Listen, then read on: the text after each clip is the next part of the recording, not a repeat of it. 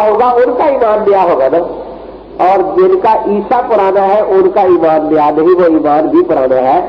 تو مولانا ابوالکلام آزاد رحمۃ اللہ نے صرف اتنی بات لکھی تھی، اس سے زیادہ ان کی کوئی بات نہیں۔ تو وہ نئے ظہور پر ایمان انہوں نے عنوان رکھا تھا، اور جب ان پر یہ اشکال کیا گیا کہ کیا ایسا مقصد یہ تو نہیں کہ حضرت کے بعد کوئی نبی نہیں عیسیٰ علیہ السلام آئیں گے یا نہیں، نے کہا کہ میں نے عیسیٰ علیہ السلام کی نفی نہیں کی، میرا مقصد تو یہ ہے کہ کسی نئے نبی کو نہیں ماننا۔ عیسیٰ علیہ السلام تو ہم پہلے سے ان پر ایمان رکھتے ہیں۔ نئے ظہور پر ایمان کسی کتاب میں ہے رسالہ؟ یہ اللہ کے سبا ہوا تھا، میرے پاس تو ہے۔ اس میں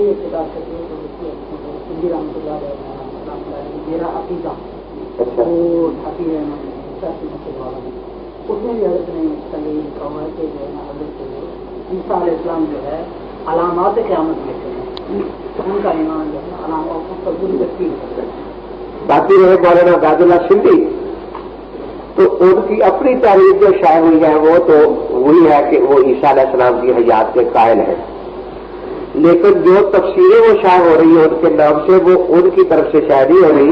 آج کل لوگ شائع کر رہے ہیں، مولانا غلام مصطفیٰ آپ بھی شائع کر رہے ہیں، تو میں ان کی خدمت میں حاضر ہوا کہ آپ یہ کیا لکھ رہے ہیں، تو انہوں نے یہی کہا کہ یہ جار اللہ کی بات ہے۔ تو میں نے کہا پھر آپ جار اللہ کے نام سے اس کو شائع کریں نا، مولانا عبید اللہ سندھی کے نام سے کیوں شائع کر رہے ہیں؟ تو جار اللہ کے بارے میں تو ہم بھی نہیں مانتے کہ اس کی ہم کوئی دفاع کریں، وہ تو ایک داریہ قسم کا آدمی تھا، تو اس لیے جار اللہ ہمارا کچھ نہیں لگتا۔ البتہ مولانا عبید اللہ سندھی کی طرف ان کا جو رسالہ غالباً محمودیہ ہے اس میں جی اس میں تو صفائی اس بات کی، لیکن یہ اس قسم کی کتابیں جو ہوتی ہے اور عین ممکن ہے کہ کسی کلمی نسخے میں کسی قادیانی نے تحریر کی ہو، ٹھیک ہے، حضرت شاہ غلام فرید رحمۃ اللہ تعالی علیہ چاچلہ والے جو تھے ان کی کتاب مقابیس المجالس میں ایک قادیانی ان کا مرید بن کے کئی سال ان کے پاس رہا، اور وہ کچھ خط لکھواتے تھے، مرزا نے خط لکھا، اس مرزائی نے اس کا جواب لکھ دیا اور حضرت کی مہر لگا دی۔ تو اس قسم کی حرکتیں تو یہ لوگ کرتے رہتے ہیں نا، ٹھیک ہے، شرح فقہ اکبر ملا علی قاری رحمۃ اللہ کی وہاں سے جا کے چھپائی، اور لوکانہ موسیٰ حیّن کی بجائے لوکانہ عیسیٰ حیّن کر دیا۔ تو دیکھو جی مولا علی قاری کا عقیدہ کہ عیسیٰ علیہ السلام زندہ نہیں، لوکانہ موسیٰ و عیسیٰ حیّن نما وقتہما عند اتباع، یہ بھی کہیں ہے جی کسی؟ یہ ابن کثیر نے بغیر سند کے درج کیا ہے۔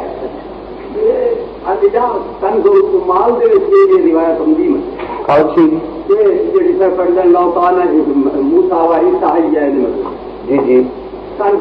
روایت ہے تو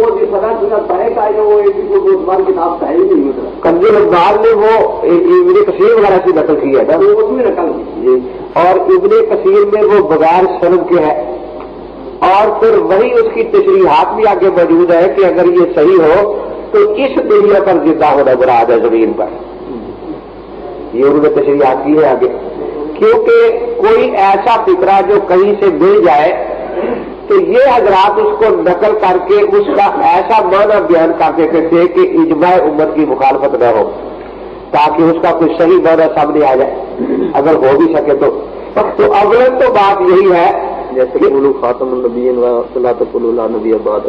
ہاں جی جی قولوا خاتم النبیین، تو یہ اس کے ساتھ ہی آگے حضرت مغیرہ بن شعبہ کا قول بھی درج ہے، اس میں صاف ہے کہ ھذا ناظر الی نزول عیسیٰ علیہ السلام۔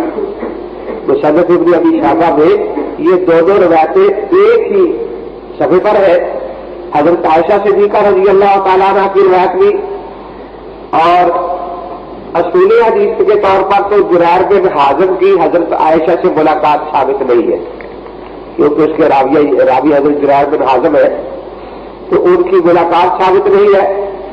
پھر یہ کہ مغیرہ بن شعبہ کا ساتھ ہی قول موجود ہے، اور حضرت عائشہ رضی اللہ تعالیٰ سے خود ختم نبوت کی احادیث پر بھی ہے۔ تو اس لیے اصول یہی ہوتا ہے کہ ساری عبارتوں کو سامنے رکھ کر کوئی فیصلہ کیا جائے۔ تو اس زمانے میں چونکہ اس قسم کے دجال کذاب تو تھے نہیں نا، انہیں کیا پتا تھا ہم نبی کو ہماری بات یہ نسب نقل کر کے آگے لوگوں کو پریشان کریں گے، تو آخر انسان ہی ہوتا ہے، لیکن پھر بھی ان سے شراعت اور ختم نبوت کی روایات درج ہے اسلام اور قادیت کا تقابلی مطالعہ میں بھی ہے. مفتی محمد شفیع صاحب رحمۃ اللہ ختم الحدیث میں بھی روایت وہ جمع فرما دی ہے.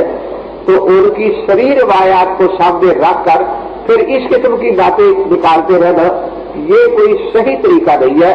یہ ہر گمراہ فرقہ جو ہے وہ اسی طرح کیا کرتا ہے. آدھی بات کہیں سے لے لی. وہ کسی نے پوچھا نا کہ بھی قرآن پاک میں بڑے احکام ہے, جہاد کرو, نماز پڑھو, روزے رکھو, حج کرو, کتنی اللہ کے حکم ہے, تجھے کون سا حکم سب سے اچھا لگتا ہے؟ کہتا ہے کلو واشربو,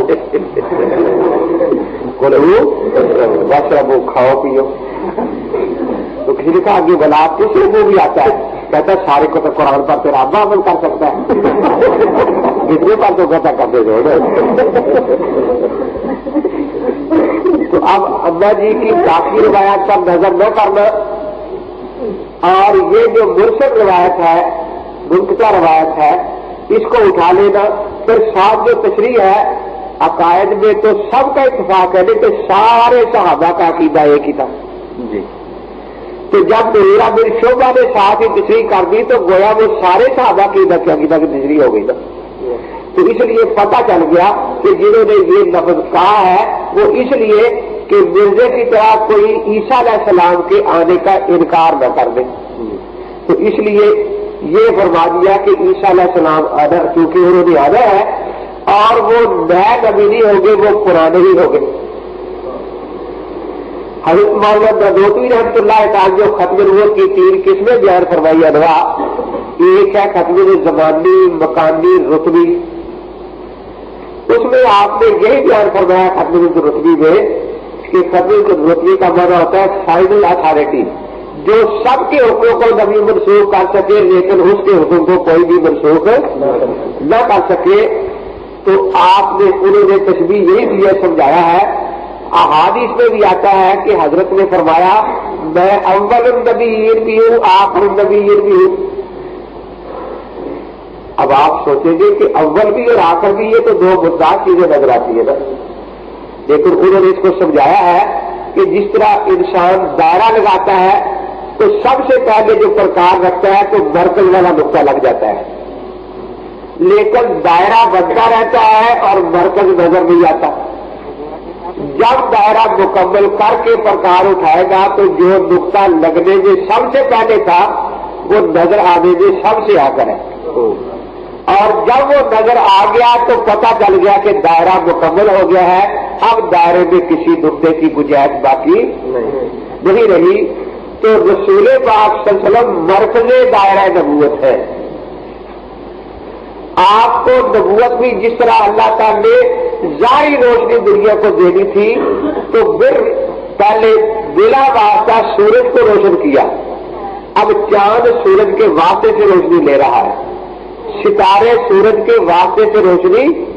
اسی طرح سب سے پہلے نبوت آپ کو عطا فرمائی گئی کیونکہ سراجم منیرہ اور آفتاب ہدایت آپ ہی ہے.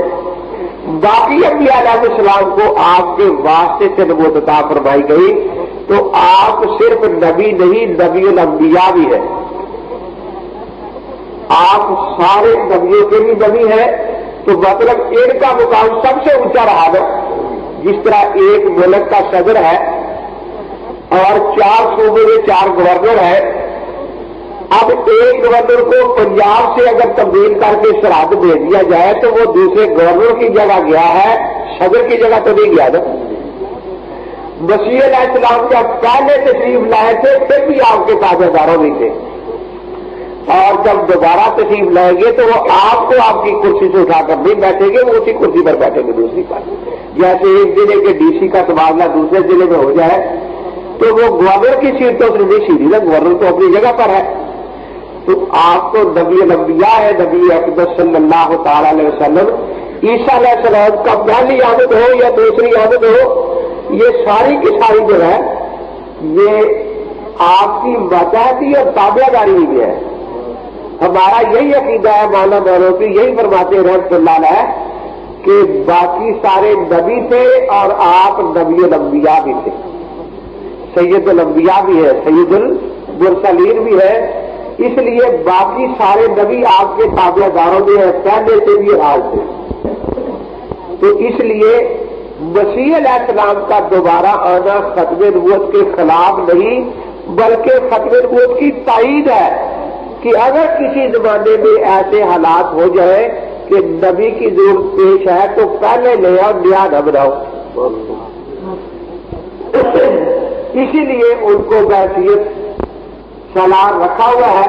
جب کبھی ایسی ضرورت پیش آئے گی تو اللہ تبارک و تعالیٰ انہیں بھیجیں گے تو ان کو زندہ رکھنا ختم نبوت کی تائید میں ہے کہ ہم کسی نئے نبی کے بنانے کی ضرورت نہیں، ختم نبوت کی تردید میں نہیں ہے.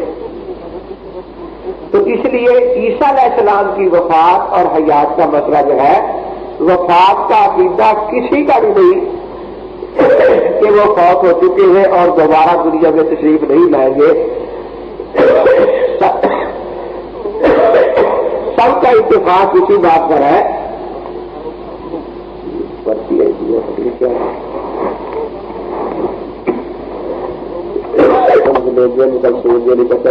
جائز ہے تو کیا وہ نے کتاب ہے ان کے ذریعے حلال ہے یا حرام ہے؟ کتاب کو صحیح طریقے سے کتاب پر عمل نہیں کرتے اور وہ بھی جس کے سمجھ پر کہیں گے عیسیٰ روح اللہ کلمۃ اللہ روح اللہ ٹھیک سنائیے. مزید یہ کہ اور میں عیسیٰ نفس جبریل کا اثر ہے تو کیا وہ روح اللہ نفس جبریل ہے؟ بیس اصل ہے اس کا اجازہ بیس ہے کہ حالات میں جبریل السلام آدمی کو بن کر آئے تو یعنی اس کی کیا مطلب ہے اور اس حال میں جبریل سے ان کا آنا کیسا ہے؟ پہلا تو اس بارے میں ہے کہ مرزائیوں کے کافر کفر جو ہے یہ کس کیٹیگری میں شامل کیا جائے گا، کیونکہ کافروں کی بھی مشکل الگ الگ قسمیں ہوتی ہے نا. ایک ہوتا ہے کافر اصلی، ماں باپ بھی کافر آگے اور آپ بھی کافر چلی آتی ہے. ایک ہوتا ہے مرتد.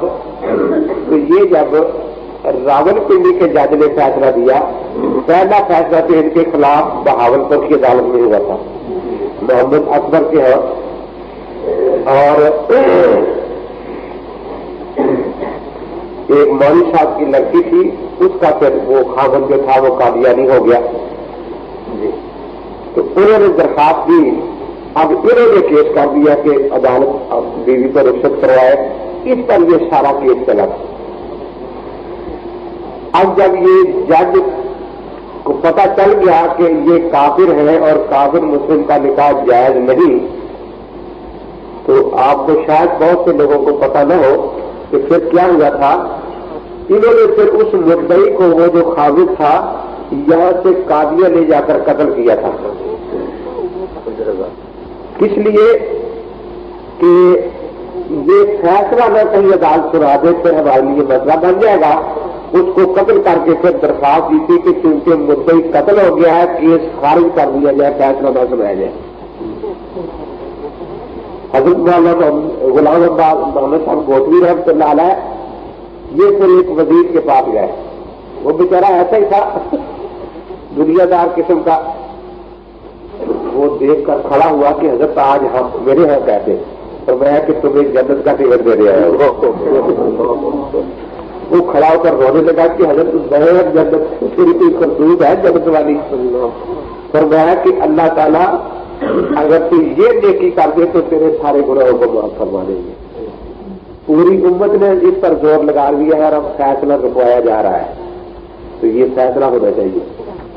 لکھا جی ٹھیک ہے انشاءاللہ ہو جائے گا. اس نے پھر باقاعدہ وہ جرگہ بنایا، سارے وزیر بھی اکٹھے ہوئے بلکہ فیصلے کی مزید توثیق ہو جائے. تو یہ مرزائی چھپے ہوتے ان میں بھی کوئی ایک چھپا ہوا مرزائی تھا.